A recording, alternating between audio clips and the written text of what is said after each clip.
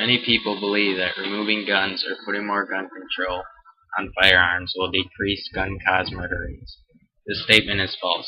According to Agresti and Smith, since the outset of the Chicago handgun ban, the percentage of Chicago murders committed with handguns has averaged about 40% higher than it was before the law took effect. This proven fact in a city with a high crime rate and a large population explains that the banning of guns will not decline the rate of murders in which the gun is involved. Also, ever since the Colorado movie theater shooting, people think that the ban of guns will resolve and prevent those shootings. The statement is also false because the shooter of the movie theater did not have a permit to own the gun. This proves that criminals will get guns even if they are banned. Gun control, according to Dictionary.com, is the government regulation of the sale and ownership of firearms.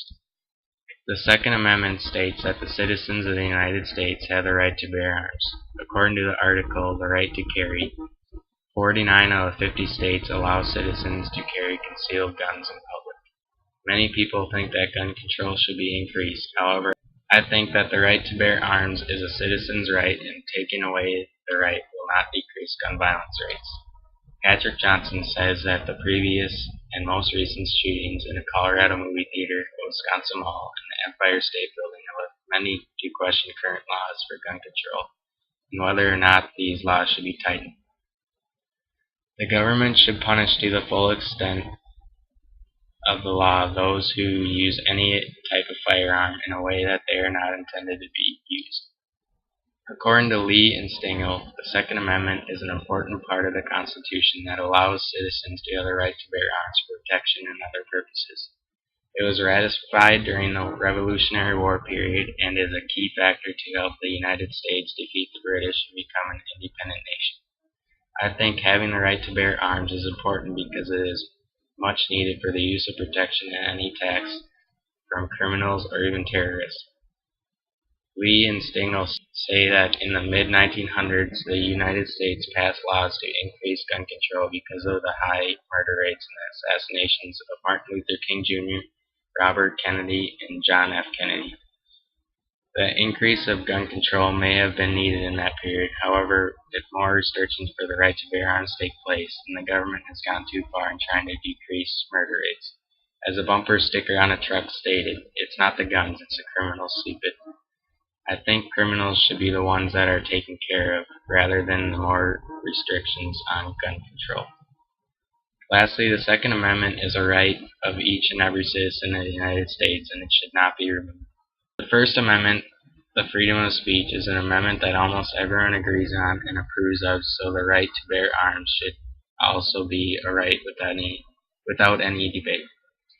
Besides the right to bear arms being a citizen's right, guns not being the cause of murders and crimes is also a key factor in deciding whether or not gun control laws is enough for the United States. From the website JustFacts.com, James Agresti and Reed Smith state that 67% of people who own guns use it for protection against crime. Most people need guns to protect themselves against a criminal, but if the right for a concealed weapon is taken away, criminals are more capable of committing a crime. Many people, according to Procon.com, states homicide rates tend to be related to firearm ownership levels. Everything else being equal, a reduction in the percentage of households owning firearms should occasion a drop in the homicide rates. Many believe that guns cause most murders. However, I do not think this is true. Even if there are more restrictions on guns, someone who wants to commit a murder will find another way to acquire a deadly weapon. For example, drunk drivers commit a lot of murders without using a gun, so any common automotive vehicle can cause a homicide too. When a permit to own a gun is given, crucial background checks should be used to prevent giving a permit to a criminal. The Gun Control Network states that the ability to carry a concealed handgun is not the right granted by the U.S. Constitution. The Second Amendment provides the citizens to bear arms for universal military obligation and a well-regulated militia, not for concealed personal carry. This statement is also false because The Second Amendment states, "The right of the people to keep and bear arms shall not be infringed."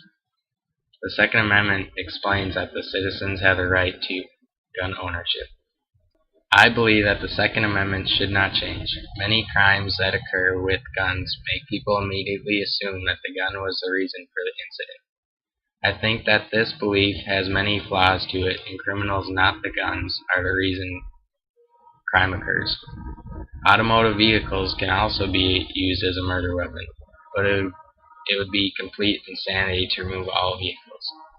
I strongly disagree with the people that want to increase gun control because the Second Amendment clearly states that the individual has the right to bear arms.